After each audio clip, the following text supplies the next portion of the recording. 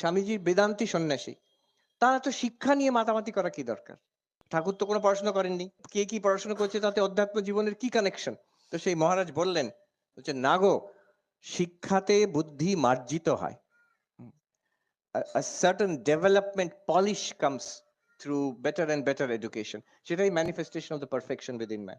শ্রী অরবিন্দ এটাকে আরো ওই ইন্টিগ্রাল এডুকেশন কনসেপশনে, যে ম্যানিফেস্টেশন অফ দ্য পারফেকশন প্রাণের লেভেলে, শরীরের লেভেলে, ক্রিয়েটিভিটি, আর্ট, মিউজিক, আর্ট, তারপরে ইন্টেলেকচুয়াল ডেভেলপমেন্ট, এগুলো সব ম্যানিফেস্টেশন অফ পারফেকশন।